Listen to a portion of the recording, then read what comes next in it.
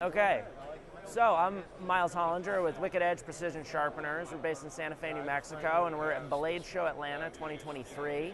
Right now, I'm going to show you how to use our newest sharpener model, which is the W60 shown here. I'm going to be sharpening big blade here. So this is a kind of interesting blade shape. You got this big full belly here, and I'm going to show you how our system handles that. So to start off, I'm actually going to clean this blade off. So I'm using just a little bit of rubbing alcohol in this bottle, and maybe you can see on camera there's just, some, looks like tape, packaging debris on there. So that rubbing alcohol is going to take that off. So I'm starting from a clean sharpening surface. And once I get all that old residue off of there,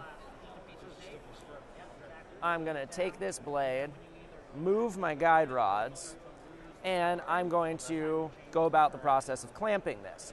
So this is our basic sharpening system. This is going to be our entry model, starts at $275, and this has a vise to clamp the blade, and then guide rods which control my diamond abrasives on either side. So Wicked Edge has the patent on two-sided sharpening. So this is a totally unique system. Now, two-sided sharpening has some unique advantages. So most sharpening systems are one-sided. And that means that you're working one side of the bevel at a time, right? So if I have a bevel here, I've got two sides, and then I got this very edge. So if I'm just sharpening one side at a time, it's going to push that edge over. And then I'm going to push that edge back over. And then push it over again. And push it over again. So what this constant bending is going to be doing is work hardening the metal. So that's going to make it more brittle and more prone to chipping. Now, when you're sharpening from both sides at the same time, it doesn't bend back and forth as much. So it's a real advantage of our system. But basic sharpening principle is I'm going to clamp the blade in the vise here, and I'm not sure where I need to position this because I haven't sharpened this knife before. So in order to help me figure out where I need to position it, I am going to take a Sharpie and color in this bevel. Now, once I've done that, I'm going to take a fine grit stone, in this case, 1000 grit, because it's fine, it's not going to remove a lot of metal, but it will remove that Sharpie. So I am going to then adjust my angle, managed on either side by these sliders. I have detents on the back here showing me what angle I'm at. So I'm going to just ballpark this and say, let's start at 25 degrees. This is a wider blade, you know what? And we'll see how accurate that is. So then I'm going to take my diamond abrasive and just rub it gently on the side of that blade. So if you can see from the side here, this edge is still mostly colored in, but the Sharpie is being removed right at the edge. So that means my angle setting is far too wide. So I'm going to move my angle setting in and then repeat the process.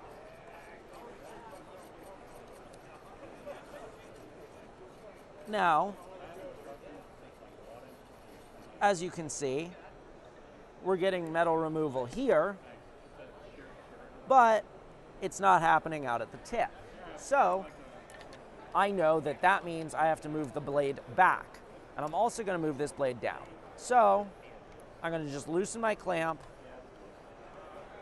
insert it a little deeper, and pull it a little further back. Now, I'm only going to have to go through this process on a knife that I've never sharpened before. That's the real strength of our system, is every single one of our sharpeners comes with built-in indexing tools. So this is our advanced indexing tool. And what you do is once I figure out where I need to place this blade, I will just plug this indexing tool in here, and then I'm going to look from the side and say, oh, this tip of this blade falls in, you know, C7, C6 line. And I'll snap a picture of that on my phone, and then I know exactly where I need to clamp this blade going forward. So that when I come back to touch this blade up or resharpen it, I don't have to go through any of this angle finding process again. I can just clamp it, give it a 30-second touch up with my high grit stones, and then I'm good to go. But back to finding my actual angle, I'm going to then scrub a little bit more here. And you see now, my Sharpie is being removed really nicely and evenly there along the bevel. So that means I actually found the right angle.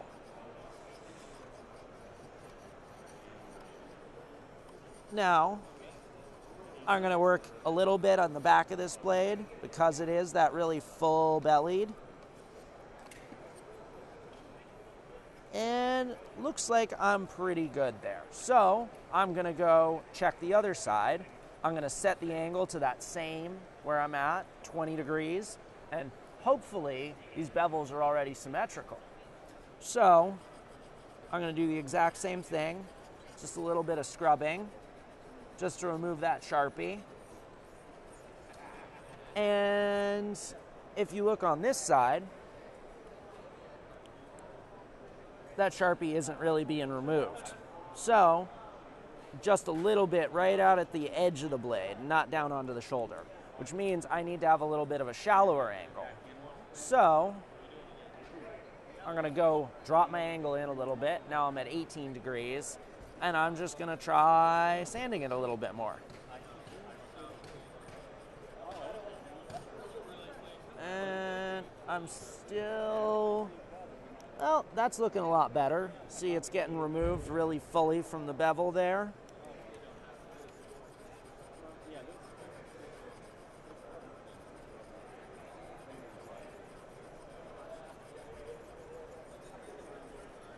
So I'm just going to check that it's doing that all the way through, right? And I'm just using this flashlight to kind of highlight where it's actually getting sharpened.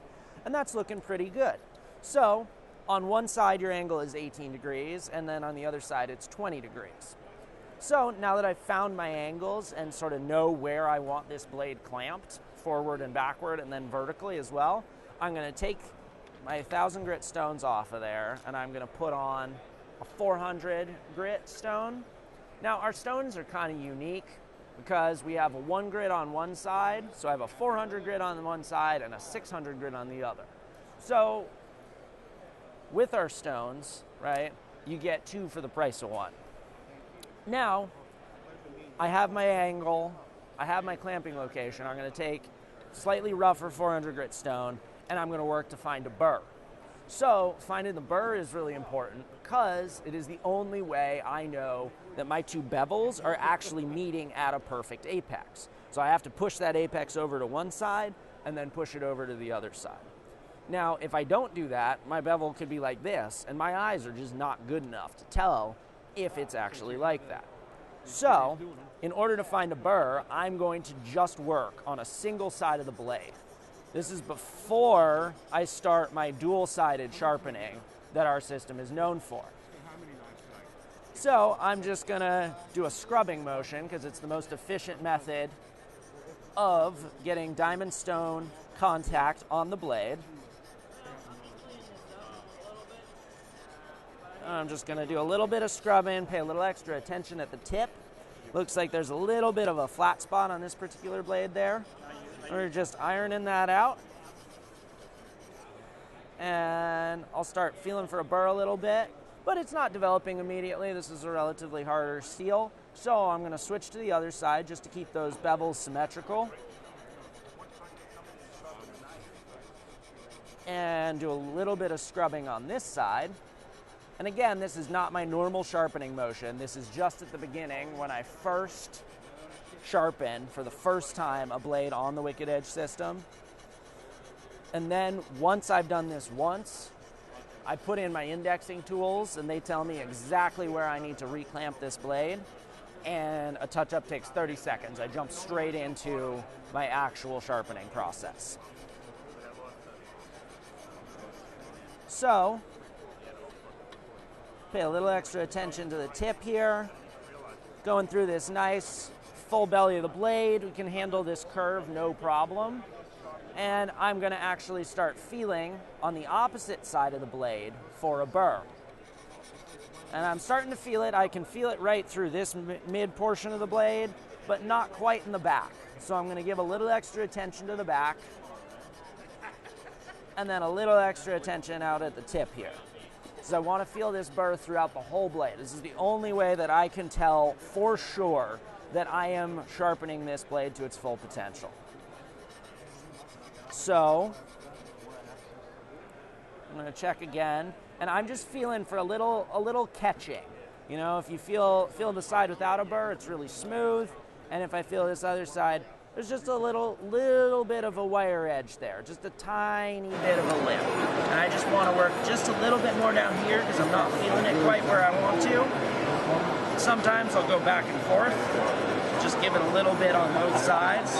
Again, making sure those bevels stay really nice and symmetrical. That's the real advantage of this system as well, is it is super easy to have completely symmetrical bevels because I can work both sides simultaneously and my angles will not change. I've locked them in back here. So, just working tip, just a little bit. There we go. I got a nice little burr there. I'm going to just go finish the rest of the back of this blade here.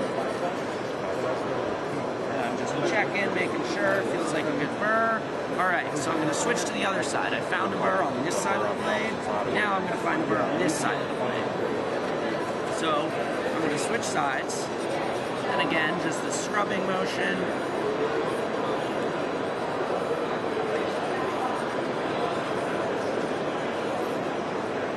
I'm paranoid, so I'm just double checking that my vise is as tight as I want it to be. Which it is. We're good. I'm just going to keep this little scrubbing motion. And I'm not putting a lot of pressure into the blade right now. I am mostly just letting the stone do the work. I'm pushing into it a little bit, but as you can see, you know, I'm not gripping this handle super tight. Mostly just the abrasive. Now, our abrasives are ultra long lasting. They're good for about 600, 700 sharpenings. We do 4 or 5 trade shows a year where we sharpen hundreds of knives a day.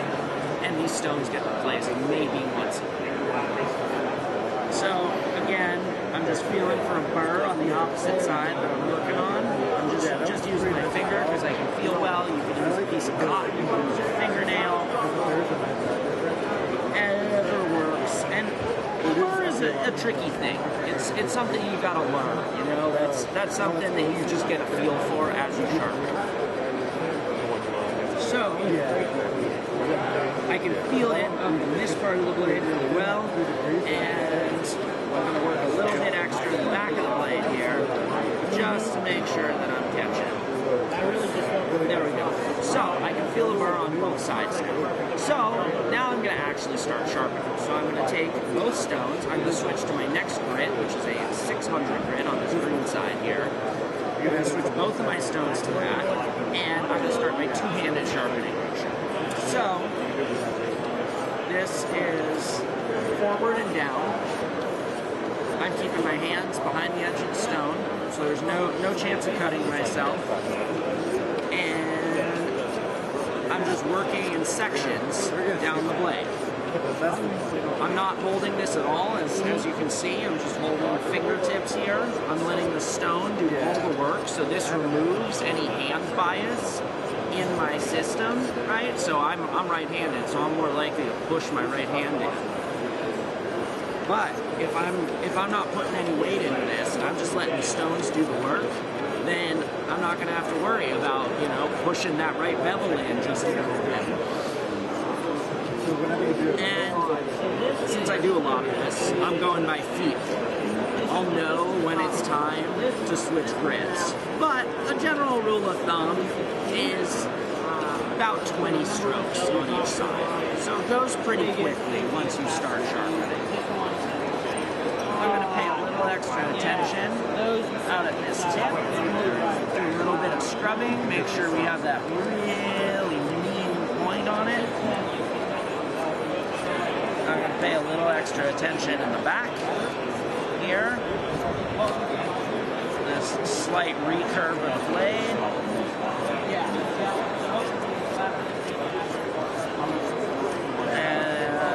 I'm going to just sink into my sharpening for a minute here. It becomes real therapeutic. You can get really distracted when I'm at shows. Sometimes I'll forget to talk to people because I'm so absorbed in the sharpening that I'm doing. And that is feeling pretty good now. And that is just me feeling how tacky these stones feel against the blade. And when they stop feeling as tacky, that's when I know it's time for me to switch stones.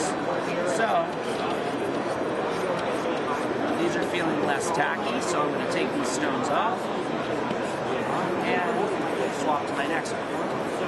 Now, this is our entry-level model. This one retails for $275. Our sharpeners go all the way up to $1,100, our flagship model. But every single one of them is going to give you the same results. I'm going to be able to get as sharp of an edge on this as I will the $1,100 model.